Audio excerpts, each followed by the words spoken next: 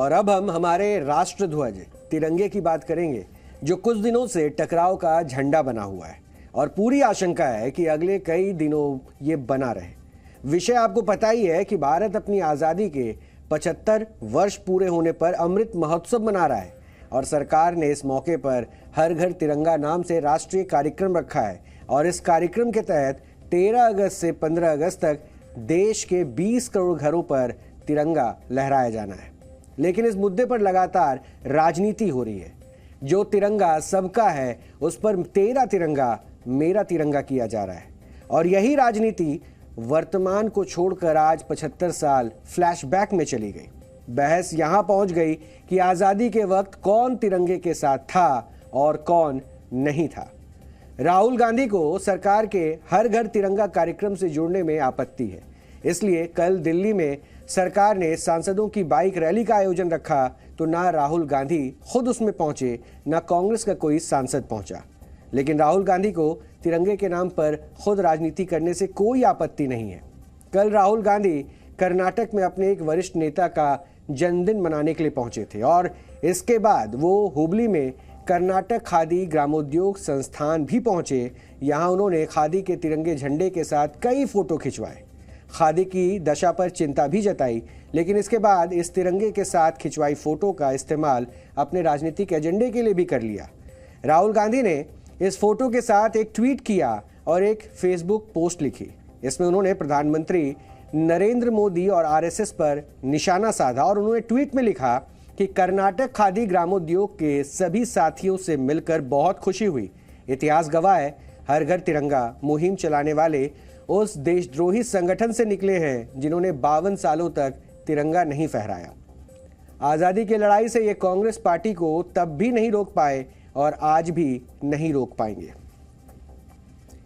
और इसके बाद राहुल गांधी की फेसबुक पोस्ट भी देखें, जिसकी पहली लाइन में उन्होंने तिरंगा बुनने वाले कामगारों से मिलने पर खुशी जताई, लेकिन पोस्ट की दूसरी लाइन में फिर एजेंडे पर वो चले आए और उन्होंने लिखा कि तिरंगे को हमेशा ऊंचा रखने के लिए लाखों देशवासियों ने अपनी प्राणों की आहुति दी, लेकिन एक संगठन ने तिरंगे को अपनाने से हमेशा मना किया। 52 सालों तक नागपुर में अपने मुख्यालय पर तिरंगा नहीं फहराया, लगातार तिरंगे को अपमानित किया और आज उसी संगठन से निकले हुए लोग तिरंगे का इतिहास बता रहे हैं, हर घर तिरंगा मुहिम चला रहे हैं। यहाँ उसी संगठन से निकले लोग लिखकर राहुल गांधी का सीधा इशारा प्रधानमंत्री नरेंद्र मोदी पर था और ये सब जानते हैं कि प्रधानमंत्री मोदी वर्षों तक आरएसएस के प्रचारक रहे हैं। राहुल गांधी ने हर घर तिरंगा मुहिम को लेकर उन्हें प्रचार में डूबा रहने वाला बताया और इसी पोस्ट में आगे 3 सवाल भी पूछे। उन्होंने पूछा, 52 सालों तक आरएसएस ने अपने मुख्यालय पर तिरंगा क्यों नहीं फहराया? दूसरा सवाल जो उन्होंने पूछा, खादी से राष्ट्रीय ध्वज बनाने वालों की आजीविका को नष्ट क्यों किया जा रहा है?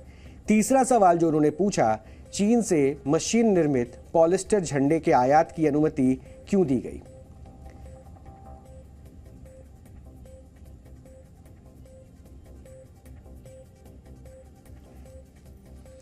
राहुल गांधी ने जो आरोप लगाए उन्हें एआईएमआईएम के अध्यक्ष असदुद्दीन ओवैसी ने भी आगे बढ़ाया और आप ओवैसी के आरोप के साथ इस पर आरएसएस के विचारक और सांसद राकेश सिन्हा का स्पष्टीकरण भी पहले सुन लीजिए।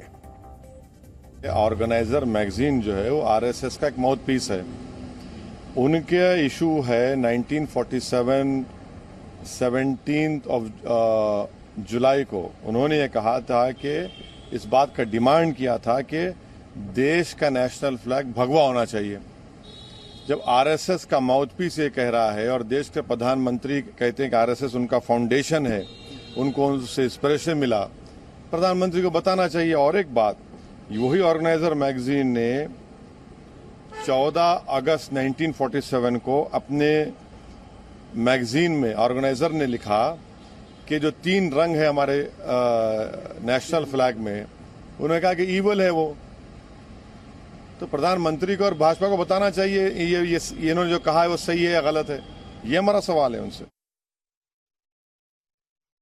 बेबुनियाद आरोपों और दुष्प्रचार के आधार पर आप इतिहास नहीं रच सकते। जिन लोगों को इतिहास बोध नहीं है वही यह कहते हैं कि राष्ट्रीय स्वयंसेवक संघ ने 52 साल से तिरंगा नहीं फहराया। संघ वह संगठन है जिसके सरसंघचालक और संस्थापक डॉक्टर हेडगेवार ने 1930 में एक सर्कुलर जारी करके शाखाओं को निर्देश दिया था कि आज हम कंप्लीट इंडिपेंडेंस डे यानी पूर्ण स्वतंत्रता दिवस मनाएं और राष्ट्रीय ध्वज का पूजन करें। तब से लेकर लगातार राष्ट्रीय स्वयंसेवक संघ राष्ट्रीय ध्वज का सम्मान और राष्ट्रीय ध्वज को संप्रभुता के प्रतीक के रूप में देखता है। वैसे तिरंगे को लेकर आरएसएस पर जब उंगली उठाई जाती है तो सबसे पहले यही पूछा जाता है कि उसने 52 साल तक अपने नागपुर हेडक्वार्टर पर तिरंगा क्यों नहीं फहराया। फिर बार बार यह भी कहा जाता है कि तिरंगे के प्रति आरएसएस के मन में कोई सम्मान नहीं है क्योंकि उसके मन में तो भगवा ध्वज बसा हुआ है। ये भी आरोप लगाए जाते हैं कि राष्ट्रीय स्वयंसेवक संघ आजादी के बाद लाल किले पर तिरंगे की जगह भगवा ध्वज को देखना चाहता था और ऐसा नहीं हुआ, इसलिए वो वर्षों तक तिरंगे को स्वीकार नहीं कर पाया। जबकि राष्ट्रीय स्वयंसेवक संघ का कहना है कि ये एक निरंतर गढ़ा गया दुष्प्रचार है जिसका कोई आधार नहीं है। इस बारे में आपको आरएसएस के सर संघचालक मोहन भागवत का वो संबोधन सुनना चाहिए जो उन्होंने वर्ष 2018 में दिल्ली के विज्ञान भवन में दिया था। इसमें मोहन भागवत ने तिरंगे और भगवा ध्वज के बीच किसी तरह के द्वंद्व को खारिज किया था और कांग्रेस के पहले अधिवेशन से जुड़ा एक किस्सा भी सुनाया था। तिरंगे झंडे के जन्म से उसके सम्मान के साथ संघ का स्वयंसेवक जुड़ा है। मैं आपको सत्य कथा बता रहा हूं। निश्चित होने के बाद उस समय तो चक्र नहीं था, चरखा था ध्वज पर। पहली बार फैजपुर के कांग्रेस अधिवेशन में उस ध्वज को फहराया गया। 80 फीट ऊंचा ध्वज स्तंभ लगाया था। नेहरू जी उसके अध्यक्ष थे। तो वो बीच में लटक गया, ऊपर पूरा जा नहीं सका और इतना ऊंचा चढ़ के उसको सुलझाने का साहस किसी का नहीं था। एक तरुण भीड़ में से दौड़ा, वो सरसर उस खंबे पर चढ़ गया, उसने वो रस्सियों की गुत्थी सुलझाई, ध्वज को ऊपर पहुंचा के नीचे आ गया।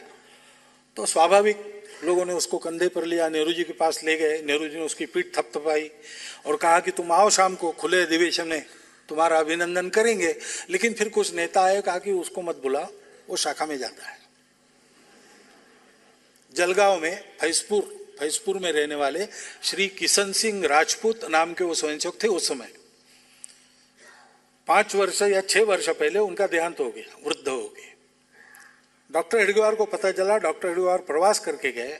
डॉक्टर हेडगेवार ने उनको एक छोटा सा लोटा चांदी का छोटा सा पुरस्कार के रूप में भेंट दिया, उसका अभिनंदन किया। तब से पहली बार फहराया गया, तब से इसके सम्मान के साथ स्वयंसेवक जुड़ा है। आपने आरएसएस की देशभक्ति पर सवाल उठते सुने, इस पर संघ का जवाब भी सुना। यहाँ पर हम आपको कुछ और विचार भी सुनाना चाहेंगे और ये विचार भी संघ के बारे में है। पहला विचार राष्ट्रपिता महात्मा गांधी का है, जिन्होंने आरएसएस को संबोधित एक पत्र में कहा था, आरएसएस एक सामाजिक कार्यों में मैं राष्ट्रहित देख रहा हूँ, व्यक्तिगत चरित्र ध्येय के प्रति प्रतिबद्धता है और इस कार्य में आपको सफलता ना मिलने का प्रश्न ही नहीं उठता। देश के पहले प्रधानमंत्री पंडित जवाहरलाल नेहरू ने कहा था, मेरी पार्टी का संघ के साथ वैचारिक मतभेद हो सकता है, लेकिन जब देश संकट में हो तो हम सबको एकजुट होकर काम करना चाहिए। लोकनायक जयप्रकाश नारायण ने एक बार कहा था, संघ के स्वयंसेवकों की देशभक्ति किसी प्रधानमंत्री से कम नहीं है। अगर जनसंघ फांसीवादी है तो मैं भी फांसीवादी हूँ। नेताजी सुभाष चंद्र बोस ने कहा था, समाज को संगठित करने में संघ का बताया हुआ मार्ग सही है, पर मैं राजनीति के क्षेत्र में बहुत आगे बढ़ चुका हूं और इस समय आपके साथ चलना संभव नहीं है, क्षमा करें। संविधान के निर्माता डॉक्टर भीमराव अंबेडकर ने कहा था, मुझे आश्चर्य होता है यह देखकर कि यहाँ पर स्वयंसेवक किसी भी प्रकार के भेदभाव के बिना किसी दूसरे की जाति जाने बगैर परस्पर भाईचारे से रह रहे हैं। डॉक्टर जाकिर हुसैन ने कहा था, आरएसएस के ऊपर दंगा और दहशतगर्दी का आरोप है, ये बिल्कुल बेबुनियाद है। परस्पर प्रेम, सौहार्द, संगठन, ऐसा विचार मुसलमानों को संघ से सीखना चाहिए। पंडित मदन मोहन मालवीय ने कहा था, लोग मुझे रॉयल बेगर कहकर बुलाते हैं, अगर आप चाहें तो मैं संघ के लिए धन जुटाऊंगा।